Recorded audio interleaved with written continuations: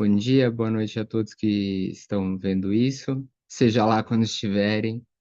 Hoje é a apresentação, esse espaço, ele é coordenado pelo Eduardo Santos, ele é um psicólogo, psicanalista, professor com formação em psicologia, especialização em teoria psicanalítica, atua como docente desde 2019, ministrando disciplinas como psicopatologia, psicanálise lacaniana, epistemologia da psicologia e da prática da psicanálise e análise do discurso psicanalítico, em cursos presenciais e à distância. Desenvolve um estudo da prática clínica com adolescentes e adultos, além da supervisão clínica e coordenação de grupos de estudos em psicanálise freudiana e lacaniana.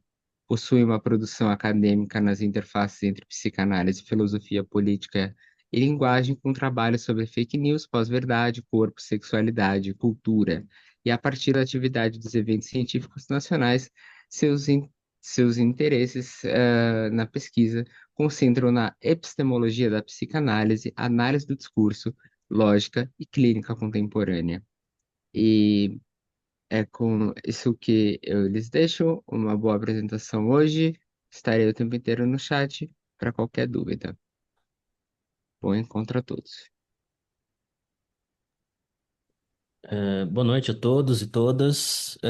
Queria agradecer o convite que os colegas do Espaço Lacaniano fizeram, o Léo, né, entrou em contato comigo. Tive a oportunidade de, como ele disse, né, estudarmos juntos, né, fazermos a graduação em psicologia. Estou vendo alguns rostinhos conhecidos aqui, o Pedro Albano também, pessoa maravilhosa, que eu tive o prazer de conhecer na graduação. Fernanda está num dos grupos de estudos, né, Fernanda? Então, prazer estar aqui com vocês todos para falar desse tema assim tão importante, né? Que não por acaso me toca pessoalmente, né? Por razões acho que óbvias, né? E também é muito bom ver os interesses de vocês sobre isso, porque isso mostra duas coisas, né? A primeira é que é um tema candente, é um tema que, inclusive, né, pessoas aqui manifestaram, é um tema que lhes toca a clínica, né, sua prática clínica, e também a disposição de vocês, assim, para. Eu não vou nem dizer letramento, porque acho que não é disso que se trata, mas essa disposição para ouvir de outras experiências, né, que não brancas, né, não normativas, enfim. Então eu fico muito feliz, né, por ter esse espaço. Não estou aqui como representante da classe, muito pelo contrário, talvez eu fale muito mais por mim do que qualquer outra coisa, porque eu vou apresentar aqui a vocês nada menos do que um percurso, né, um percurso de pesquisa, de articulação. Sempre que eu falo sobre esse tema, eu tenho alguns pontos, né, de onde eu parto. Eu trouxe aqui espero que seja possível, eu trouxe aqui uma vinheta clínica para a gente discutir junto, né, esses atravessamentos do racismo na clínica, porque é a primeira coisa, né, o racismo ele não é um tema que aparece assim como outras coisas, como família, como relacionamentos, né, como sofrimentos. A pessoa não chega dizendo assim, pelo menos não diretamente, estou vindo aqui no analista porque sou vítima de racismo. Isso não aparece assim, mas é preciso, na verdade, ele atravessa, né? Ele atravessa as narrativas de sofrimento, e aí é onde entra a questão que muitas vezes o analista ele pode ser surdo para esses atravessamentos, se me permitem o termo aqui. Concordo, concordo. Então, a ideia é a gente passar um pouco por algumas questões, né, que circundam a escuta de sofrimentos raciais, né, de sujeitos racializados, especificamente falando da população, então, da população negra que tem sobre si um ônus aí social que é da necropolítica, né? Ou seja, a produção de corpos matáveis e tudo mais. Mas hoje eu vou entrar nisso. ah, Caraca, com- Eduardo Santos, vou te seguir aqui, né?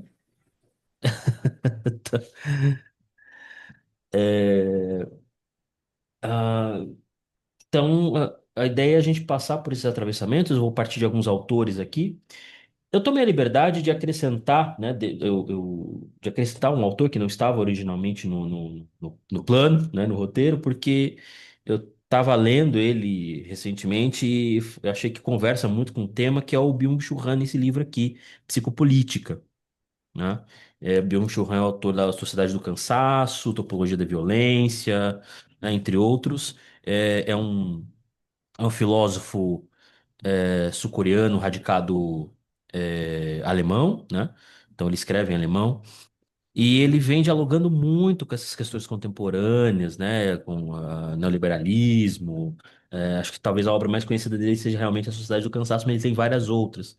E é um autor que eu gosto muito, porque ele tem um eixo principal, qual ele circunda todo o tempo, que é apresentado exatamente na Sociedade do Cansaço, e ele vai apresentando os desdobramentos disso. E aqui no Psicopolítica, ele apresenta, né, algo que dialoga bastante com a ideia da necropolítica, inclusive do Achille Mbembe, o filósofo camaronês também, de onde eu parto, e com a Neusa, que é a minha grande referência quando eu falo desse assunto, sobre psicanálise e racismo, né? Tem outros, mas acho que talvez a Neusa ela dialogue com a nossa brasilidade, de forma mais pertinente. Muito bem. A primeira coisa que, bom, não se espantem se eu levantar o papel aqui, porque, né, você vai ficando velho, dois filhos e a memória vai para o espaço. Mas por isso que eu deixo as minhas anotações aqui perto. Então a ideia, tema desse encontro é psicanálise e racismo, né, a partir de três vertentes: clínica, transferência e necropolítica. Quando a gente fala de clínica, a gente está falando, né, desse espaço de escuta e de fala, né? Esse espaço, inclusive, de acolhimento do sofrimento. Com relação à transferência, a gente vai falar um pouco sobre algumas especificidades da transferência, é, nos casos onde aparece assim a questão do sofrimento racial. E a necropolítica como esse tema, né, que atravessa todo o discurso, e que modela, né, aí a produção de sujeitos, inclusive. Então, a primeira tese de onde eu quero partir é: a clínica ela não é um espaço neutro. Sim, eu acho que tem um recurso visual aqui que eu acho que pode, enfim, né? Ah,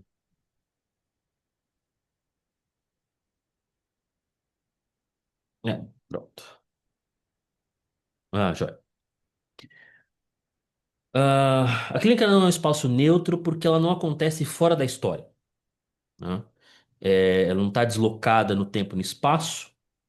É, o inconsciente ele se articula como discurso e todo discurso tem efeitos sociais. Todo discurso tem uma circulação social, né? É, o inconsciente também, né, como proposto por Lacan, é estruturado pela linguagem, só que a linguagem também não é neutra. A linguagem é racializada, né?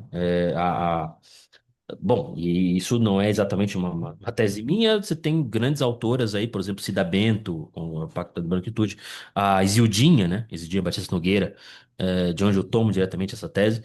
Ela é muito taxativa em dizer, né? A linguagem ela é atravessada, ela é racializada. Portanto, nós podemos dizer, né, que o racismo, enquanto elemento estrutural, ele também tem efeitos na formação discursiva e na formação de sujeitos, na forma de subjetivação.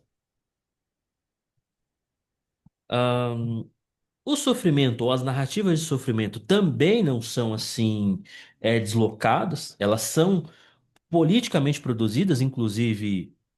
Não é à toa, né, que nós temos assim as narrativas de sofrimento que são reconhecidas, né, aquelas que podem ser encaixadas, incluídas em discurso, incluídas no diagnóstico, e aquelas que são não reconhecidas, né, que são relegadas assim ao status de silenciamento, o que o Freud chamou de mal-estar, né? É, então, isso mostra a dimensão social e política do sofrimento. Há sofrimentos que são socialmente chancelados e validados como sofrimento, podem circular, circulam e são ouvidos, né? Circulam e recebem acolhimento, né? E há outros sofrimentos que não são entendidos, não são validados enquanto sofrimento, não recebem acolhimento ou amparo, ou nem mesmo nomeação. Às vezes nem o próprio sujeito, né? Nem o próprio indivíduo, melhor dizendo, consegue nomear o seu sofrimento, o que torna esse sofrimento, muitas vezes, é, não transmissível, né, aos outros, porque não tem, assim, uma categoria, que seja uma categoria psiquiátrica, que seja uma categoria existencial, não precisa, não tem uma categoria, não tem um conceito, não tem uma ideia com que esse sujeito consiga vincular esse sofrimento para que ele consiga dizer de si. E muitas vezes esse sofrimento ele é relegado assim ao silenciamento, né? E tem algumas formas disso. Uma das quais é assim, talvez a mais famosa seja a coisa do mimimi. Não, isso é mimimi, isso é frescura, né? Isso é uma forma de silenciamento e de não reconhecimento de sofrimento enquanto sofrimento.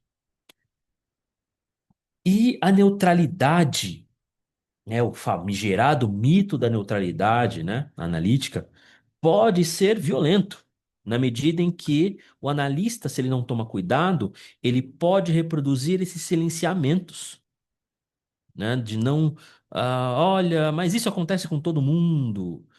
Não, gente, eu particularmente, assim, é, hoje eu estou envolvido, né, nas atividades ali formativas do Fórum do Campo Lacaniano de São Paulo, e a gente discute bastante sobre essa questão da ética da psicanálise, né?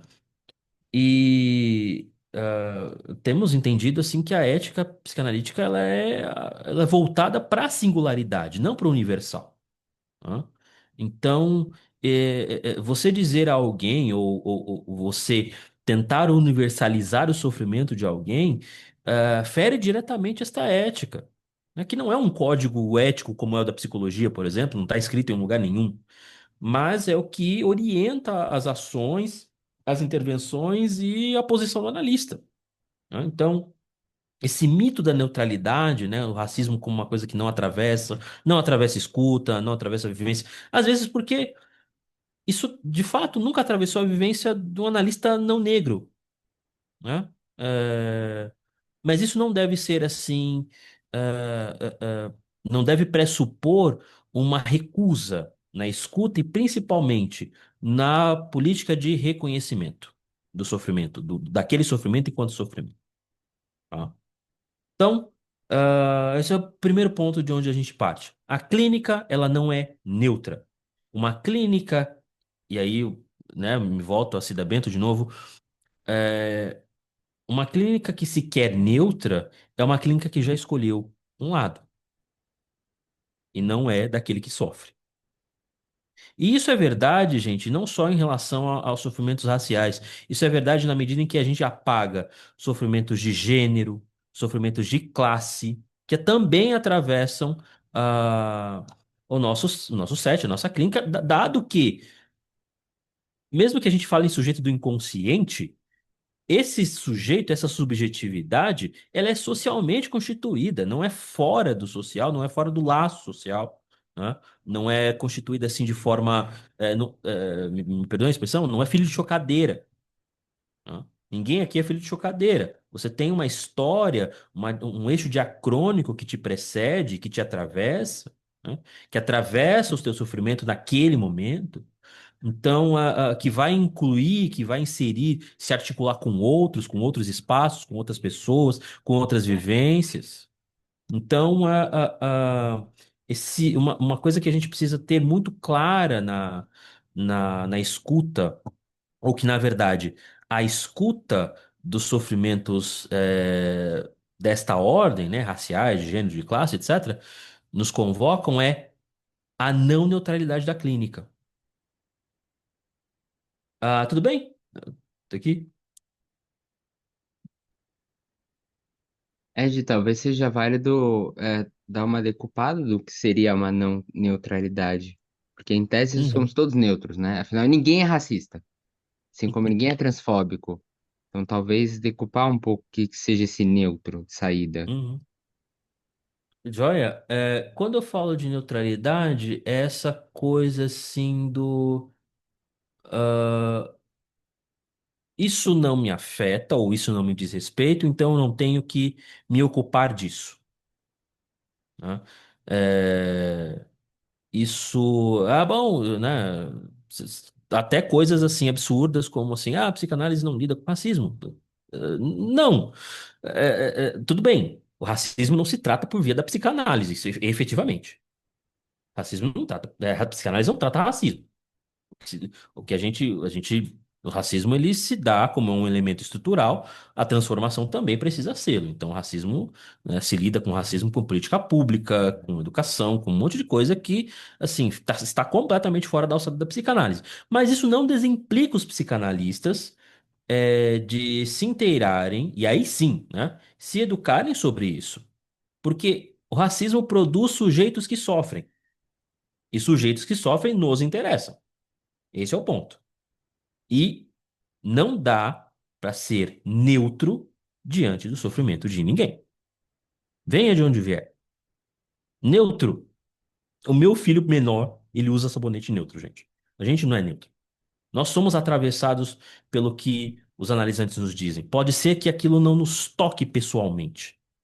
Pode ser que aquilo não seja o nosso sofrimento. Mas a gente não é pedra. Eu, pelo menos, não sou.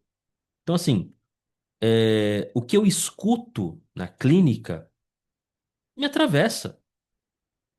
O que eu escuto, porque aquilo é um recorte do social, né?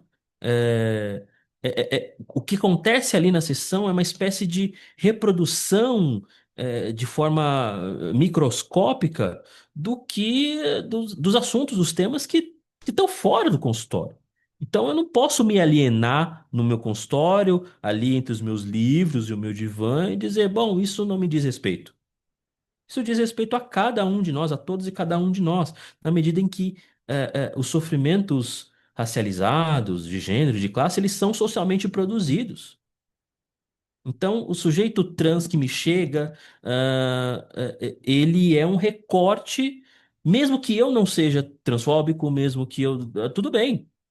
Nada mais obrigatório do que isso, né? Não ser transfóbico, né? Não ser transfóbico, não ser racista, enfim, não ser misógino. Mas os pacientes que nos chegam, eles são atravessados por isso. Um paciente trans, um paciente gay ou lésbica que é atravessado por uma questão de homofobia dentro de casa, como ele não vai falar sobre isso? Como um sujeito trans não vai falar, por exemplo, da exclusão que sofre no mercado de trabalho, tendo que então ocupar vagas assim informais, né, recorrer muitas vezes a uma vida a prostituição, né, como forma de. Não estou dizendo que é uma forma menos digna, mas é compulsório, entende? Então, é a majoritariedade da experiência. Como não ouvir esse tipo de sofrimento? Como não ouvir uma pessoa negra chegando no teu consultório dizendo assim: Olha, eu não sei o que acontece, mas eu presto processos seletivos e nunca sou chamado. Eu tenho qualificações, o meu currículo é bom. Será que eu tenho algum problema? Como não entender isso como um sofrimento legítimo? Entendem?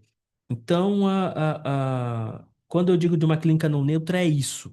Estar sensível e atento a esses atravessamentos desses macrotemas estruturais, né, que aparecem não como conteúdo, mas encapsulando o sofrimento.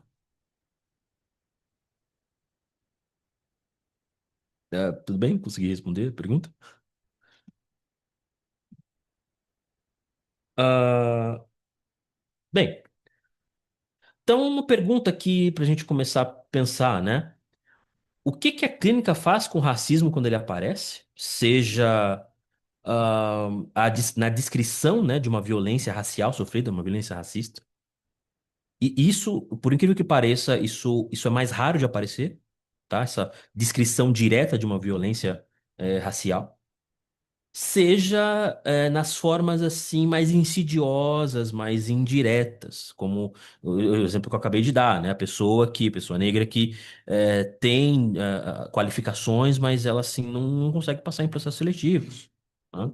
Ela se sente preterida no seu trabalho, né?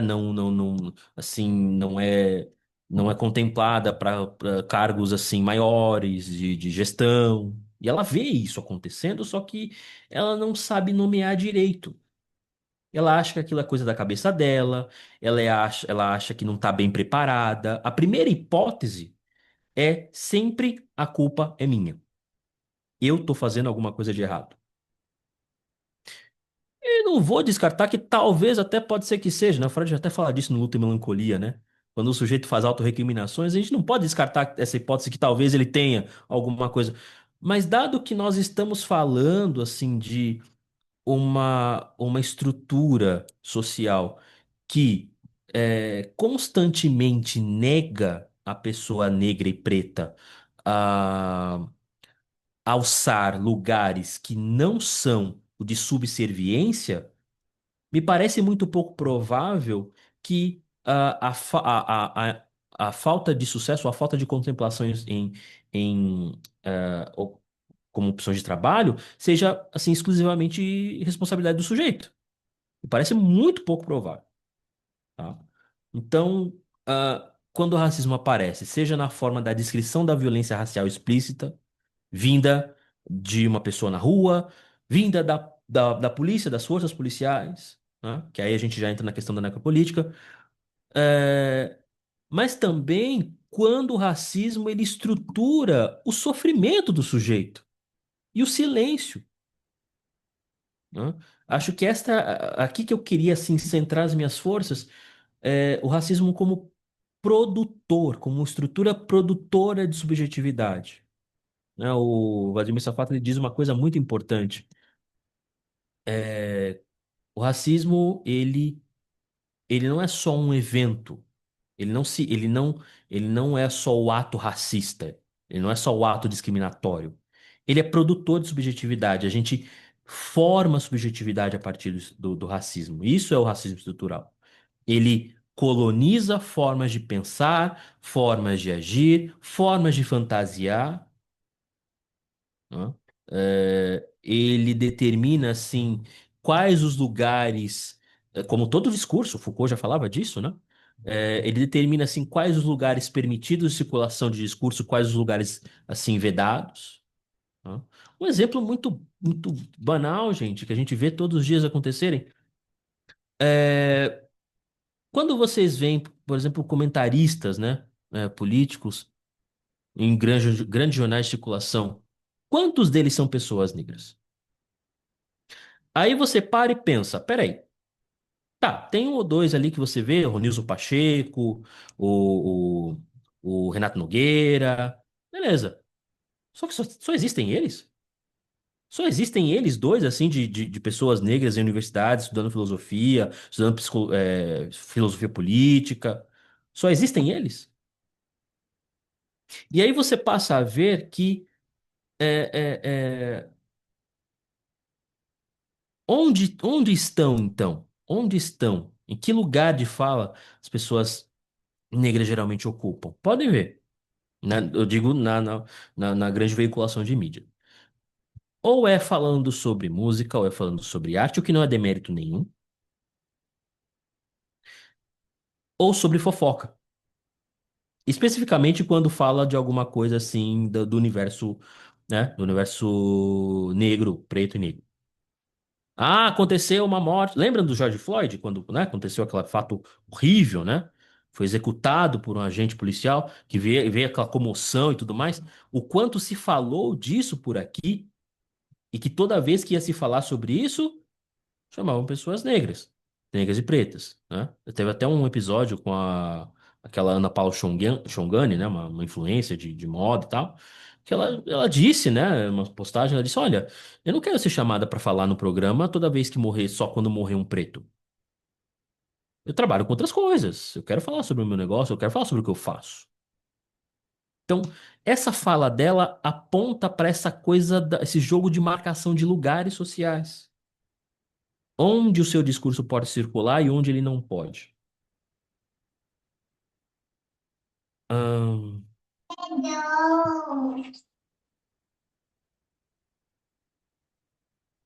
sim, a Fernanda tá falando aqui dos casos da Maju, né? E aí a gente tá falando a gente tá falando de atos racistas, assim, explícitos, tá? Esses são mais fáceis de reconhecer. Esses são mais fáceis de reconhecer. E, em certa medida, combater. O problema é o ato insidioso. O problema é, é, é, é o discurso racista circulando por baixo, né? E vai minando, assim, a força, a energia, e você não sabe de onde vem. Essa é a maior parte dos sofrimentos, assim, raciais que a gente vê na clínica, tá? É desse tipo. Não E, especificamente da violência racial direta, mas dessa coisa cotidiana e insidiosa.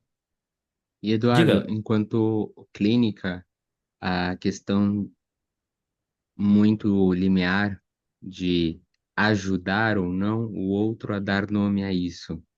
Eu sei Uhum. que nas nossas clínicas isso é algo. Eu diria que às vezes isso é muito necessário, colocar isso na ordem simbólica. Olha, isso que você está me descrevendo é racismo, né? Porque eu, enfim, né, como lacaniano que sou, eu parto muito desse princípio de que as coisas têm nome e a gente não tem que temer chamar as coisas pelo nome que tem.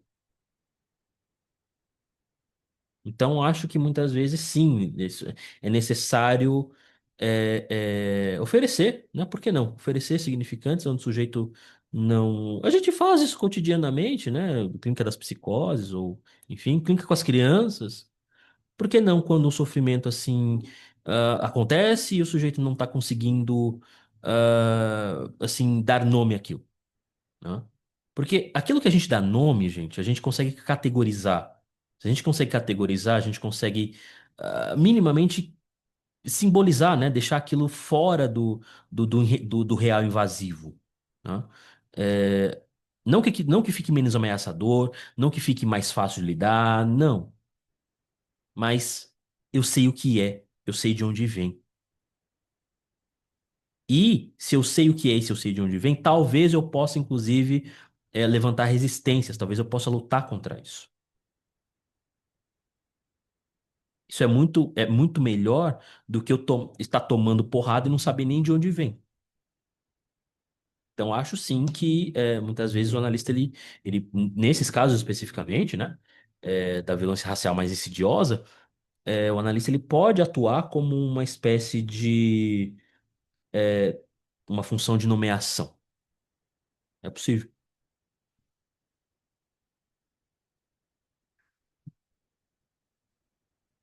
Bom, então a primeira referência que eu quero trazer aqui a vocês é a Neuza, né? Neuza Santos Souza.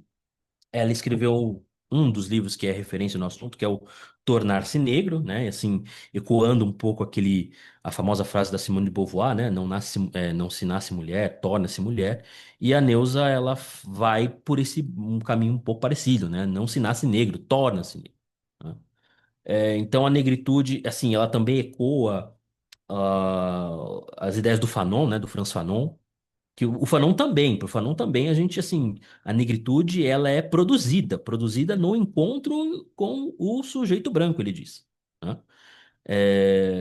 Então, para Neuza, a negritude é um processo psíquico, não é um processo, assim, identitário, não é porque está lá na tua certidão de nascimento, né? É um processo de constituição. E é um processo de constituição que se dá, e esse é o grande paradoxo, né, que a Neuza vai apontar, a partir de um ideal de eu branco. Porque, vamos retomar só um pouquinho o que é o ideal de eu. Freud diz que na constituição do eu, né, ou do ego, como alguns gostam de chamar, você tem assim a produção de duas imagens. A primeira delas é uma imagem narcísica, é, baseada no que o outro diz que eu sou, ou quem o outro diz que eu sou. Isso chama-se eu ideal, certo? Então, Sua Majestade, o bebê, aquela coisa toda. Este eu ideal, a fim de que o Édipo faça o seu papel e tenha aquela, né, aquela coisa toda novelinha de piana, este eu ideal, que não comporta alteridade, né, o Renato Menezes até diz, né? O eu ideal ele não é educável, porque ele não comporta alteridade. Para você ter uma relação de ensino-aprendizado com alguém, você precisa reconhecer em si uma falta de saber. Senão você não constitui o outro como autoridade suficiente para te ensinar alguma coisa. O eu ideal não é capaz disso. Então, esse eu ideal ele precisa ser substituído por um falta a ser, que é o ideal de eu. Então, o ideal de eu, ele institui a falta a ser. Isto me falta. O que que me falta? Então, a criança se pergunta, né? O que que me falta para eu ser aquilo que minha mãe deseja? Ah, me falta ser como meu pai. E isso instaura um ideal de eu. Então ocorre todo aquele jogo de identificação, né? A criança se identifica então com a função paterna e tudo mais, e passa então a trazer para si características, enfim, comportamentos, estereotipias daquele com que ela se identifica, a fim de incorporar, né? Agora, como pensar esse processo quando o ideal que te é apresentado, o ideal com o qual você deve se identificar, é um ideal que nega quem você é. Entende o descompasso? Como é que você vai se identificar com um ideal que nega quem você é? Como é que você vai se identificar com um ideal que exige que você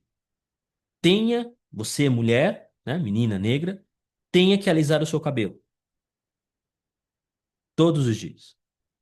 Como é que você vai se identificar com o ideal, você, homem, enfim, negro, com o ideal de ego que diz assim, que já te coloca como suspeito só porque você tem um pouco a mais de melanina na pele.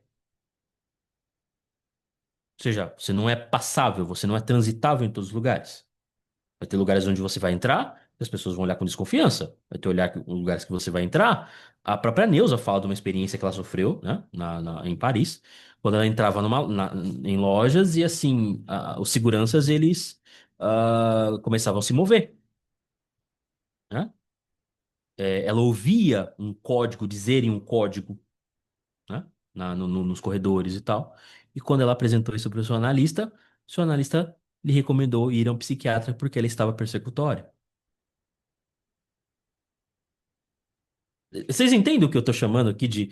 Veja, ele não fez isso porque ele é ruim, porque amar o psicanalista. Não, gente.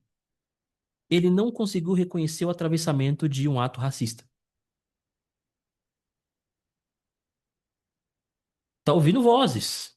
Não, peraí, isso não acontece aqui. Ah, então, a principal tese da Neuza é a violência racista, ela não é o ato racista, mas essa exigência de que o sujeito, então chamado negro, ele tenha que se identificar para ser aceito, ser amado, com o ideal de eu branco, o qual ele nunca vai ser, o qual ele nunca se tornará, mas ele vai morrer tentando. E o reconhecimento está condicionado a que ele atenda mais ou menos este ideal. As meninas alisem o cabelo, né? Os homens, assim, se comportem, vistam-se de uma maneira mais passável, não usem gírias, não falem, que a gente viu com os escravizados aqui no Brasil, não falem a sua língua. Reconhecimento condicionado. E aí você vai ser reconhecido como, no âmbito da escravidão, você era tido o preto da casa. Então, os escravizados que conseguiam, assim, minimamente entrar, né, nesse ideal de eu branco, seja por adotar signos, seja por adotar jeitos e trejeitos, né, deste ideal, eles eram os pretos da casa, os que ficavam em casa cuidando da cria, fazendo a comida e tal. Os outros, os que não se submetiam, estavam nas lavouras. Ah, diga, Léo, acho que você ia comentar alguma coisa? Veja, o quanto ali a impossibilidade dele reconhecer que faltava algo. Como você disse agora há pouco, ele não conseguiria reconhecer esse sofrimento se ele não apostasse. Me falta, eu não sei tudo. Uhum.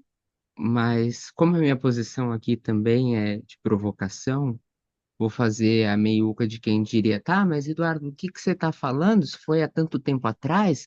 O racismo já acabou, ninguém mais é escravizado. Meu Deus, de que isso nos importa? Então, explica pro tio Valdir. está nos assistindo do que você está dizendo. Tá. Geralmente esse tipo de fala vem de dois lugares, né? Coincidentemente ou não, um deles é o mesmo lugar das pessoas que negam o Holocausto e outros genocídios, né, por aí. É o mesmo lugar, é a mesma forma discursiva. O outro é de um equívoco, achando que assim a passagem do tempo ela resolve as coisas. Não, isso é um equívoco. Primeiro, assim, um fato acontecido há pouco mais de 300 anos, historicamente falando, ainda é um fato recente. Você ainda tem efeitos sociais intensos dele circulando por aí, tá? Então, assim, historicamente, a escravidão brasileira é um evento recente, certo?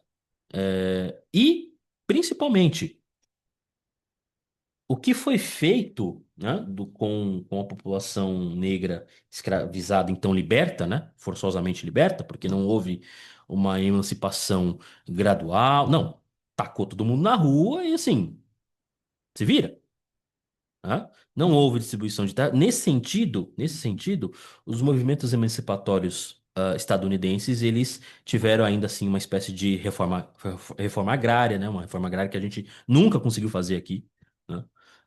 Então, assim, você foi liberto, mas você ganhava lá um pedaço de terra para você plantar, colher, né, sobreviver e fazer alguma coisa. Claro, isso deu origem a outros problemas, né? Então, os Estados Unidos têm um sério, sério problema de guetização, de bairros e populações inteiras que se fecham, né? Mas houve essa tentativa, entre muitas aspas, né, de algum tipo de reparação e que criou uma certa identidade.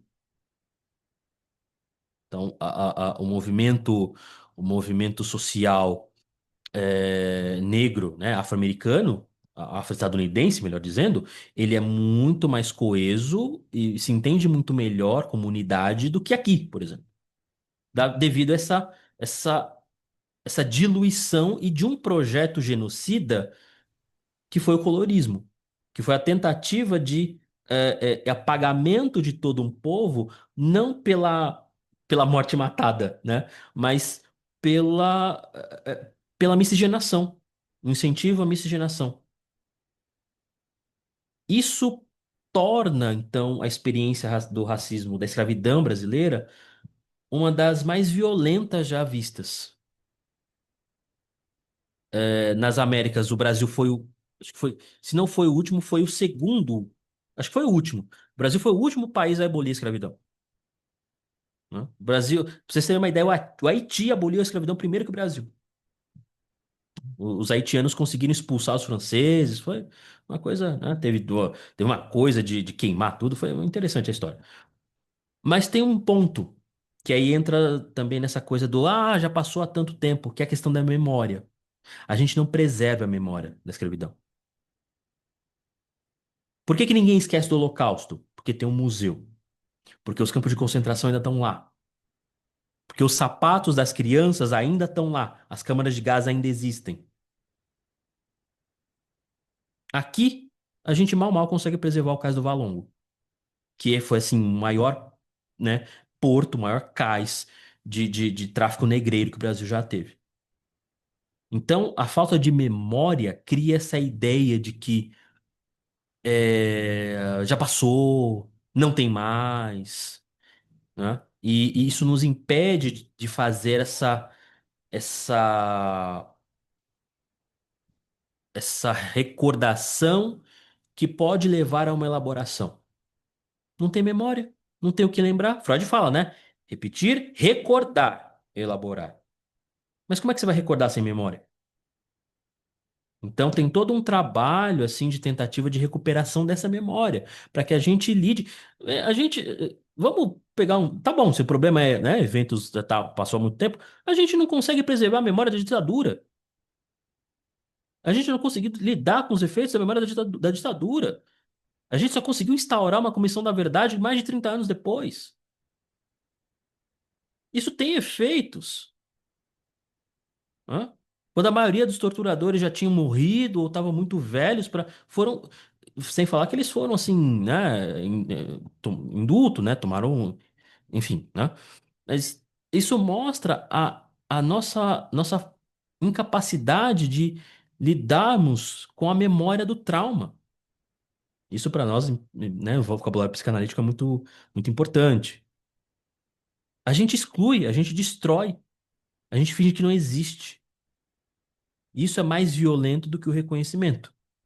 Porque quando você vê lá os sapatinhos das crianças judias, você vê as fotos da galera, você fala, caramba, como isso pôde acontecer? E você tem um ponto de resistência para que isso não aconteça de novo. Agora, sem memória, você vai fazer isso como? Não tem foto das pessoas escravizadas. É muito raro você encontrar. Não tem nomes, porque essas pessoas, assim, tiveram seus nomes trocados. Né? Nem a língua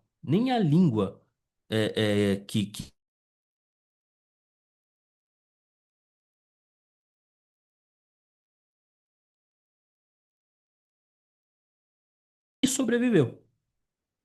A não ser uma ou outra palavra que ninguém mais sabe que é de origem indígena ou de origem africana. Então, eu pergunto, como a gente supera o trauma sem memória? Impossível. Isso cria uma fórmula impossível. Sem memória não tem elaboração. Então, esse apagamento vem nesse sentido.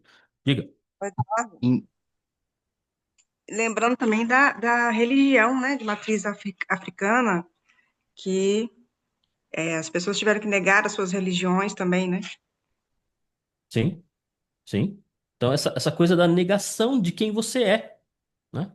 É, é, é, é, E é violento porque você tem que negar a sua língua, você tem que negar o seu nome, você tem que negar a tua identidade. Então, assim, teve gente que veio pra cá escravizado que era príncipe, rei, princesa.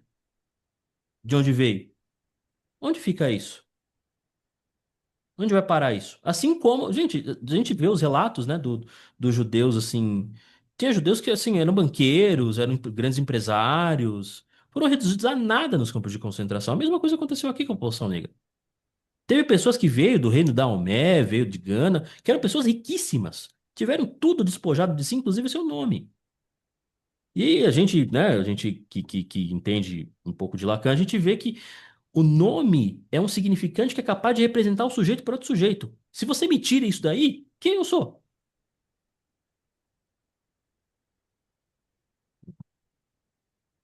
Bem, ahn, E tem algo, né, sobre esse tempo da responsabilização que você traz. Que bom que há quem se interesse pelo passado e aí não cesse, né? Ainda estou aqui, provou bem isso, fez uhum, uhum, sucesso bem uhum, grande. Mas é interessante como fica para depois. Este é um problema menor.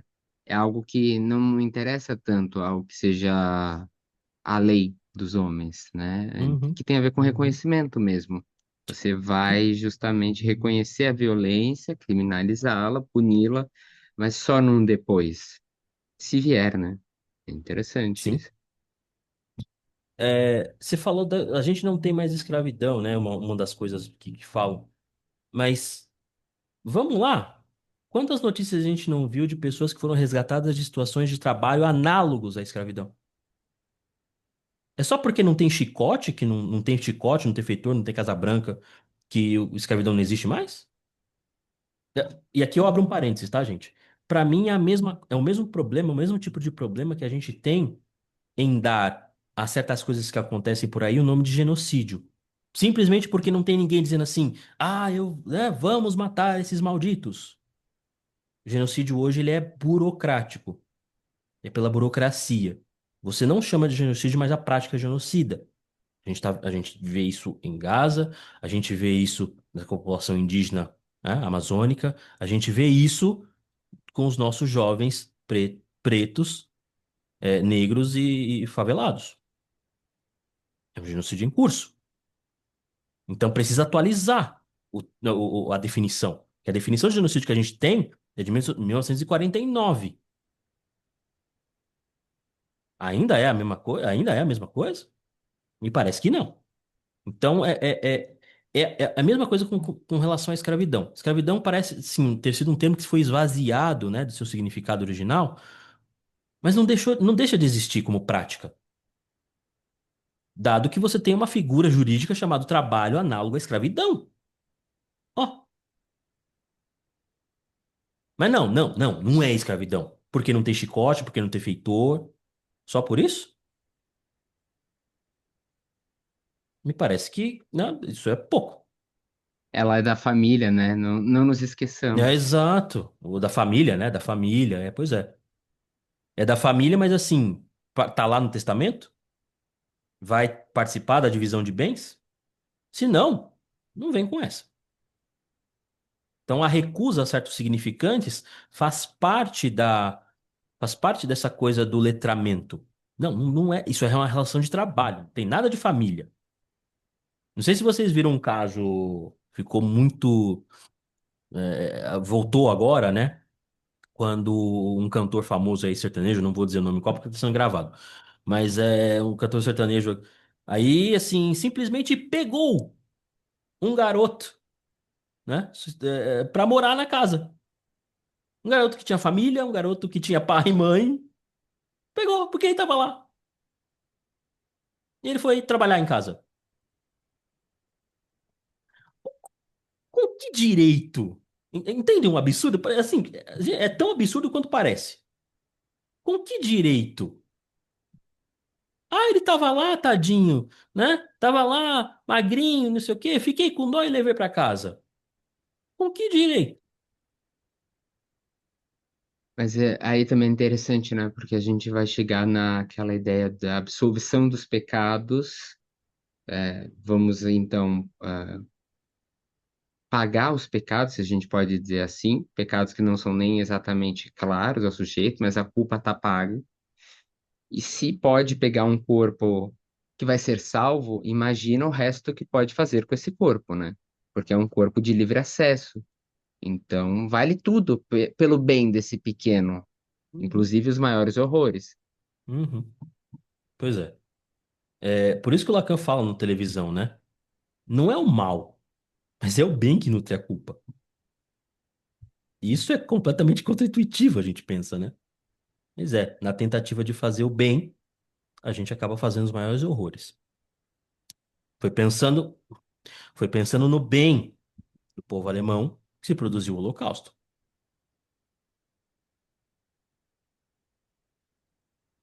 Ah, então, a Neuza ela aponta alguns efeitos. Ah, desculpa, Sherazade, desculpa, você levantou a mão. Era só para ilustrar e exemplificar, né? Eu tenho uma irmã adotiva e a gente veio de Minas Gerais aqui para Bahia. E aqui na Bahia, as pessoas têm o costume, eu não sei como é em outros estados, né? Mas aqui na Bahia as pessoas têm o costume de adotar uma criança, mas ela vai ser a empregada da casa, né? É exatamente isso que você está falando. E todo mundo estranhava por que que a minha irmã não era a empregada da casa, né? E falou assim, mas seu pai pulou a cerca? O que foi com você? Achando assim, né? Então a gente já estranhou isso, né? Quando a gente veio aqui para a Bahia, é essa cultura local de se você é, pega alguém para criar, ela vai ser empregada da sua casa. E essa pessoa Uhum. está em eterna dívida com você, como ele estava comentando, né? Uma dívida eterna que a pessoa nem escolheu, né? Uhum. Exatamente. Isso é completamente. Recentemente, né? No final do ano agora, resgataram uma senhora de 70 e poucos anos que passou praticamente toda a sua vida trabalhando numa casa de alguém, assim, sem sair, sem. E pela primeira vez na sua vida, aos 70 e tantos anos, ela viu o mar pela primeira vez, que era o seu maior desejo. Uma pessoa que passou mais de 70 anos privada de liberdade. Se isso não é escravidão, eu não sei mais o que é. Bom, então a Neuza ela vai apontar alguns Professor, efeitos. Oi, professor, diga. perdão, é a Nelly. É Diga, porque Nelly. essa prática, é porque a gente realmente não saiu da escravidão. Sherazade, isso não é uma coisa só da Bahia, nem do Nordeste, isso é uma coisa do Brasil inteiro, né? Santa Catarina é uma cidade racicíssima, então, assim, porque eu fiz duas faculdades, a primeira foi arquitetura, e eu sempre dizia que a gente tinha uma coisa de é, de senhor de engenho mesmo, porque as Uhum, casas uhum. imensas, mas as empregadas dormem tudo em pé, porque o quarto da empregada é no lugar mais quente, mais menor, às vezes a cozinha é maior do que o quarto da empregada, a pessoa que te serve, né? E um das questionamentos, porque fulano é de casa, eu disse, ela está na herança, porque é da família, eu digo, ela está na herança, tá não, então ela não é tua empregada, não, ela não é tua coisa não, entendeu? É isso. Eu vou apagar isso aqui que eu tô minha É, meu óculos está quebrado, eu tô uma mocreia, perdão. Pois é isso. Desculpa, professor, é porque não, eu tô aqui, imagina, imagina. né? Por isso que é por isso que a gente tem que brigar para o povo saber votar. Entre outras coisas, né? Ah, então, assim, obrigado pelo esclarecimento ali, porque é realmente isso, né? A lógica senhorial, ela não foi apagada, gente. E se vocês olharem, por exemplo, os livros do Celso Furtado, o Bento Prado Júnior, você vai ver, assim, uma espécie de continuidade lógica entre o Senhor de Engenho e essas grandes famílias, né? A maioria delas, inclusive, vem de senhores de engenho. Então, assim, beleza. A senzala acabou, mas a lógica da Casa Grande continua. Bom, do ponto de vista clínico, a Neuza ela aponta algumas coisas, né? É, por exemplo, né? Essa coisa da adoção do ideal de ego, do ideal de eu branco, ela, ela dá, assim, dá origem a alguns tipos de fantasia. Então, por exemplo, ser amado é parecer outro. Ser amado é, nossa, você, acho que, né, talvez as meninas que estejam aqui já ouviram isso. Nossa, você é uma negra tão bonita. Nossa, não, olha, mas o seu cabelo ele fica tão melhor quando tá alisado, né? Ahn, ou seja, para ter reconhecimento eu preciso ser um outro. Eu não posso ser eu. Eu não posso aparecer como eu. Existir é falhar diante do ideal. Se eu existo como eu, esse sujeito que assume os seus cabelos crespos, que assume os seus traços negros, que assume, enfim, toda a sua herança, você falhou assim diante do, né? Não, não era isso.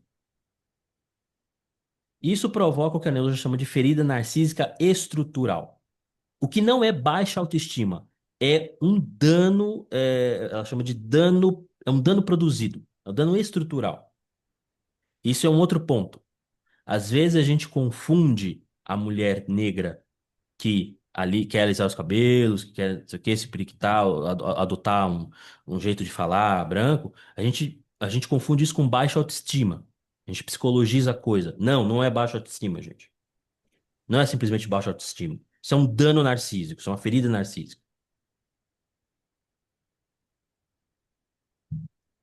Ahn, então, o racismo ele não aparece diretamente como tema, mas como esses atravessamentos que eu estou dizendo, né?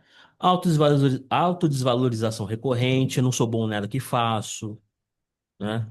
Ah, bem que a minha mãe dizia, né? E aí vai ver, bem que a minha avó dizia e tal. E aí quem é a avó, né? Uma mulher branca, isso aqui. A hiperexigência, essa sensação de que o sujeito ele precisa ser duas, três vezes melhor para estar no mesmo patamar, né? Então ele tem que correr duas vezes mais rápido para estar no mesmo, na mesma velocidade que os outros. Essa coisa da culpa por existir, né? Ou uma espécie de fardo, né? Principalmente daqueles que ascendem socialmente, em assim, eu tenho que levar a minha família comigo. E não conseguem desfrutar da vida que construíram porque se sentem em dívida com a comunidade de onde ele veio, com a família de sua família de origem, e ele acha que tem que salvar todo mundo. Isso é uma fantasia muito comum das pessoas negras que ascendem socialmente. Então, o sujeito ele é colocado numa espécie de equação impossível de resolver, porque, de novo, ele está identificado com um ideal de eu que nega a sua própria alteridade. Ele precisa ser um outro para ser igual. Eu só vou pedir uma coisa, gente. Eu sei que esse assunto é muito candente, tem muita gente que fica. Mas eu preciso passar por algumas coisas, eu vou reservar uns minutinhos para as perguntas, tudo bem? Se vocês puderem anotar e depois a gente seguir. Que realmente tem umas coisas que eu queria falar com vocês. Bom, o próximo é o Achille Mbembe, que é um filósofo camaronês, né? Ele dialoga bastante com a teoria crítica, então Theodor Adorno, Max Horkheimer, né? Walter Benjamin, o pessoal da escola estruturalista, então Foucault, principalmente Foucault, tá? O Achille Mbembe ele dialoga muito com Foucault, e ele cunhou um termo chamado necropolítica, que tem uma relação, que guarda uma estreita relação com o que o Foucault chama de biopolítica e biopoder, tá? É, Então, só para retomar o que Foucault diz, né? Foucault diz que o que que é a biopolítica? É o governo da vida, de quem deve viver e como deve. Então, como isso vai aparecer? Normas de bem-estar, né? As prescrições de bem-estar, de wellness, enfim, tipo, olha, saíram pesquisas em que diz que o ovo é o vilão e todo mundo deixa de comer ovo, o preço do ovo cai lá embaixo. Aí os produtores de ovo reclamam, blá, blá, blá, blá, blá. Olha, saíram outras pesquisas que dizendo que o ovo é bom, e aí aí todo mundo volta a comer ovo e o preço do ovo vai lá para cima. Então, essas prescrições que vão assim direcionando e governando a vida, isso que o Foucault chama de biopolítica, e principalmente através do discurso médico-científico, tá? Então, baseado nisso, o Achille Mbembe ele cunha o termo necropolítica que diz exatamente o contrário, né? Quem deve viver e quem pode morrer. Ou seja, ele fala da produção de corpos matáveis, né? O que o George Agamben chama de homo sacer, aquele que pode ser morto, né? Porque o seu destino está entregue aos deuses e tal. E o racismo é um operador central disso, porque é o racismo que vai estabelecer quais são os corpos matáveis, né? Ahn, então, o tal do corpo matável, né? O homo sacer, para usar o termo do Agamben, é aquele que vai ser destinado a ter uma vida precária. A morte para essas pessoas não vai ser exceção, mas vai ser cotidiano. Então, vamos fazer um exemplo simples de imaginação. Como é noticiado e como as pessoas assim elas agem, né? Elas reagem. Como os moradores da Rocinha agem em uma operação policial?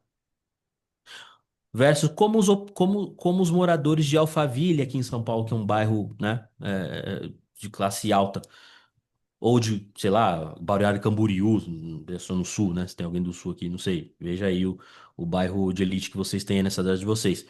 Mas veja como uma operação policial é recebida nas periferias, como ela é vivenciada para as pessoas da periferia, e como essa mesma operação policial é vivenciada e noticiada por pessoas nos bairros de elite. Vocês vão ver que aquilo nos bairros periféricos é tratado como cotidiano. Ah, de novo. Que droga. Aí agora vai bloquear aqui a linha amarela, eu vou chegar atrasado no trabalho. E Alphaville, na Faria Lima, é um evento. Porque isso opera num regime, uma espécie de. É uma exceção. É exceção. Só que o problema né, na sociedade dos Homo sacri, ou homini sacri, né? É, o regime de exceção é a regra. Então, se vocês se lembram, né, quando o ex-presidente foi eleito, que teve aquele todo burburinho, não sei o quê, que ele ia fazer isso, não sei o quê, não sei o quê, não sei o quê, o pessoal que ia aumentar a violência policial, blá, blá, blá, blá, blá, que vai virar regime de exceção, as pessoas periféricas falam assim, não, mas a gente já vive isso aqui. Não, pra gente não mudou nada. Isso é cotidiano, o regime de exceção é cotidiano. E a ideia da sobrevivência como horizonte. Veja, não é viver. O Homo sacer, ele não vive. Ele sobrevive mais um dia, tendo como horizonte a morte certa em algum momento. Uma bala perdida, uma operação policial, ou qualquer coisa que o valha. Então, o futuro para alguns não é promessa de amanhã é ameaça. Pode ser que amanhã eu morra.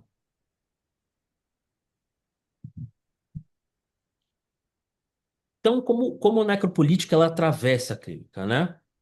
A hipervigilância, eu tenho colegas que atendem, né, gente das comunidades e tal, eles falam muito dessa questão da hipervigilância, da sensação, assim, de estar sempre em alerta, né? Porque não sabe quando vai ter operação, não sabe quando vai acontecer, assim, uma briga de facções, insônia, um medo, assim, que não tem nome, a pessoa não sabe nomear direito, mas ela se sente muito ansiosa, se sente com medo de que algo ruim aconteça consigo ou com os seus, né? É aquela mãe da comunidade quando o filho sai para trabalhar, ela, ela, ao invés de assim de desejar um bom dia, ela simplesmente deseja que ele volte vivo, que ele volte para casa.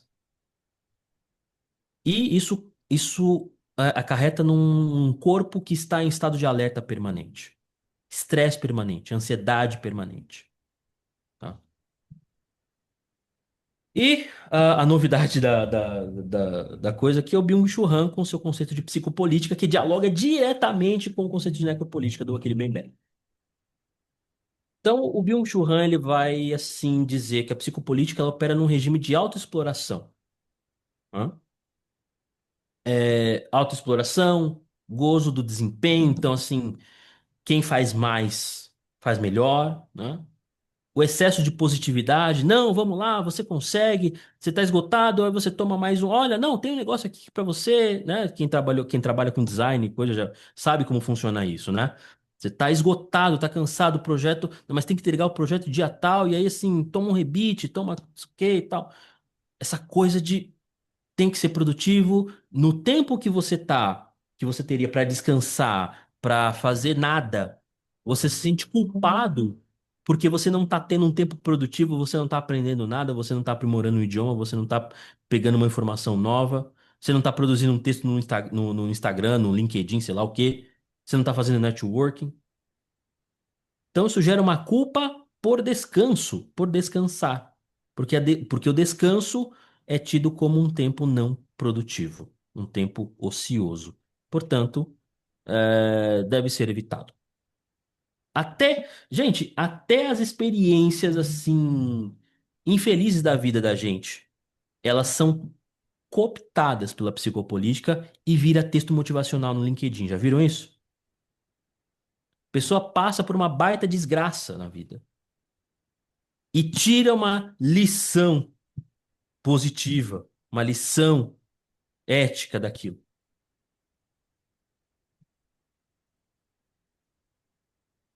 Passou por uma mega empresa abusiva que acabou com o seu psicológico, acabou com a sua saúde mental. Mas quando sai, porque é demitido, faz um texto de agradecimento no LinkedIn, porque precisa, né, precisa performar uma positividade. Isso é enlouquecedor, isso é nada menos do que enlouquecedor. Não é à toa que o Byung-Chul Han vai dizer que as principais psicopatologias desta psicopolítica são depressão, ansiedade e burnout.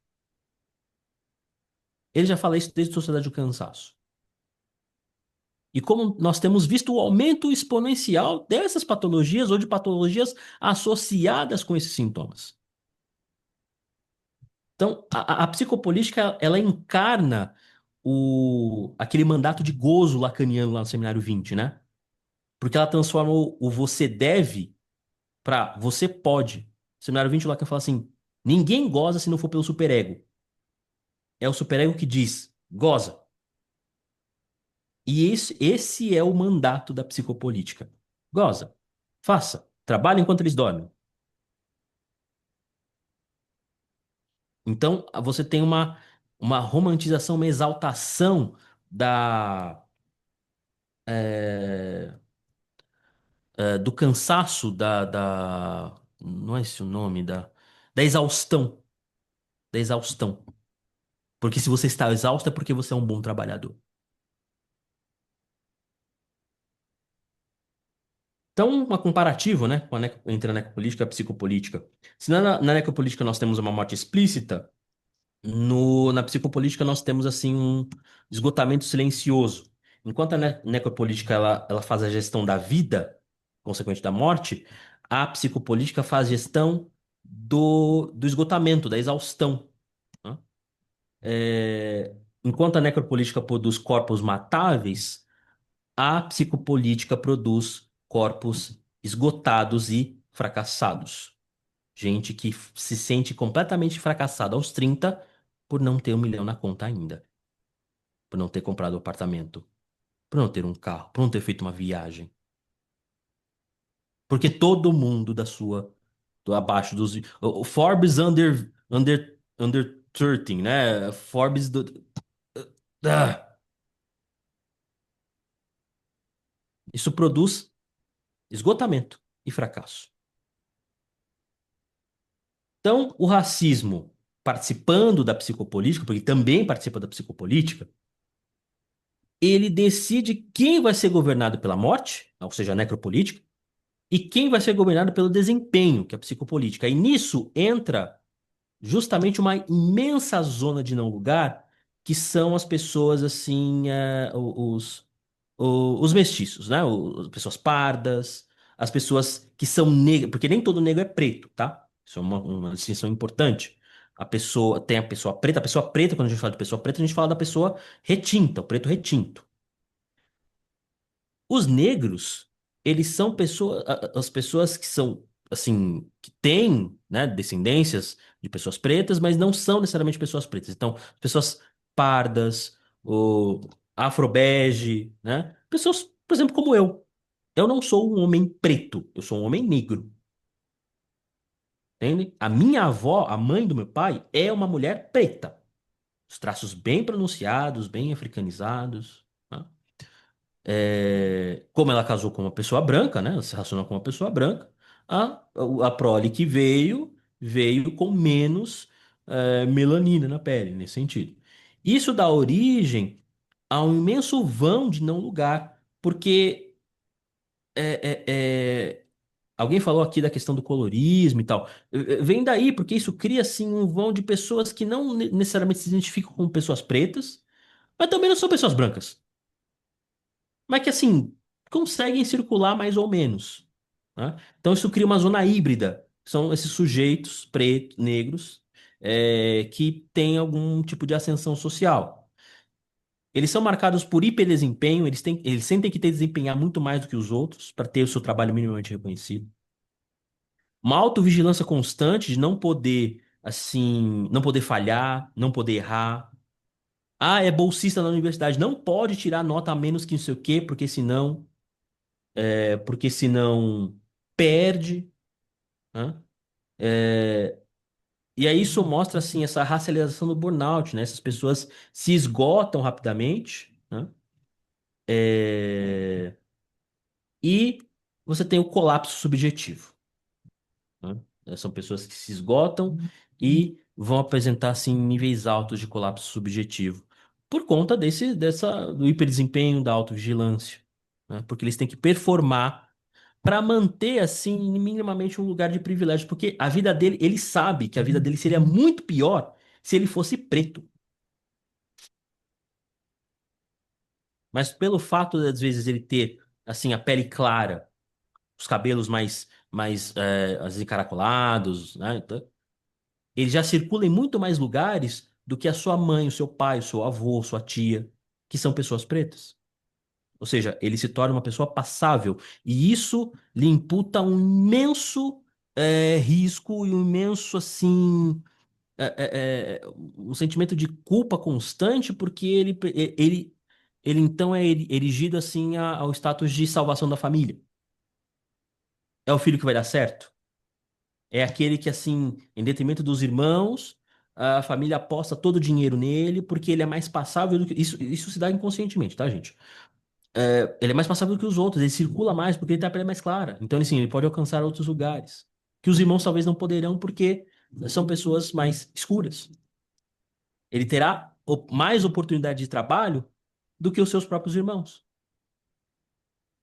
Não lhe fecharão portas na cara ou ele não vai ter essa desculpa assim do tipo, vamos te ligar e assim, né? Nunca liga.